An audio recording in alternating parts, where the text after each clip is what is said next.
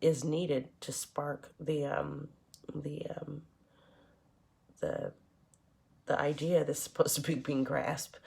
Um, and it's not wrong for us to have that experience because it is our experience. However, um, knowing that we have tools and we have tools to self-regulate ourselves and tools to teach our children to self-regulate, tools to teach our husbands or our wives to self-regulate, um, are are there, and that's something that we can find relief in, is that we do not need to stay with the anxieties. We do not need to stay in fear.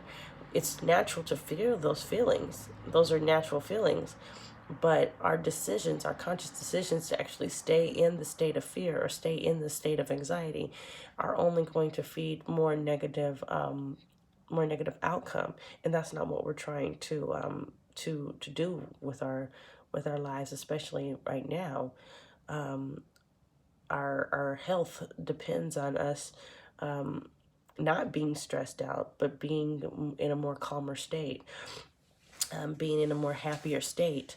Um, and the only way that that's going to be achieved is with us using the tool sets that are available for us in order to achieve it.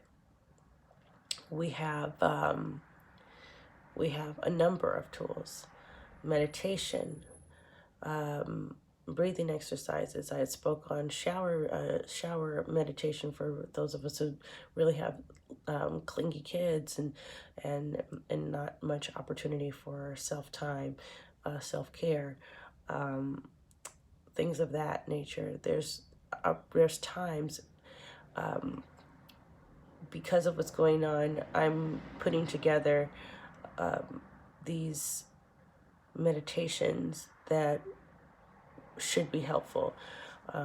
We now have 2 admins in the group that are added, 2 new admins, Ladrina and Tiffany, and they will be assisting me with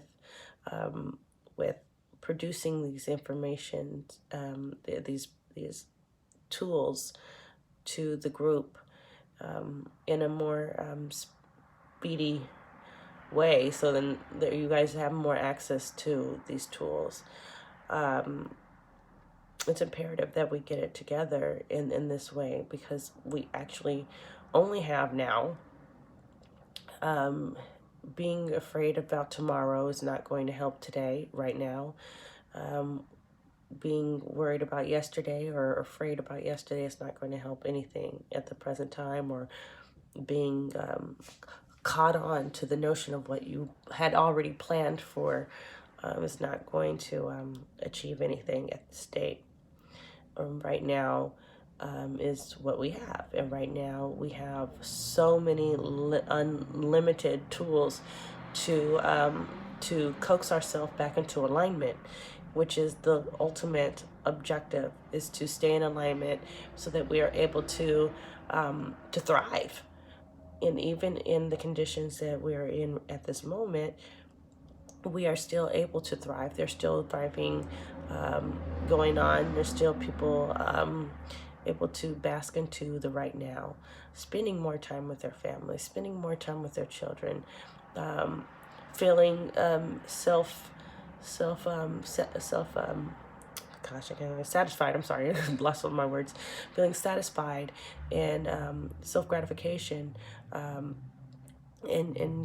knowing that you were able to teach your child a tool academically that you may never had thought you would be able to. And by chance, you might even teach yourself something new that you didn't think that you were going to be able to, or even thought about. I think it's very important that we take these times to even crack down. Well, I don't want to use that word, crack down, but actually narrow in. I'll say that, draw in family values, and draw in family traditions that you may never had intention on or even thought about doing. There's many different methods of going through self-regulation, and what I'll do is at the next video, I'm going to stop it right now, but at the next video I will go straight into self-regulating and how it works for children and how it works for adults.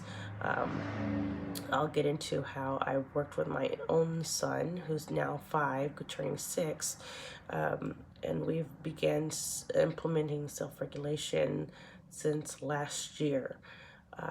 And we've saw tremendous results in that, and also found ways that we can implement it for adults. I'm saying we, as in my husband and I, because collectively we learned with a behaviorist on how to apply it and how we can actually benefit from it as well.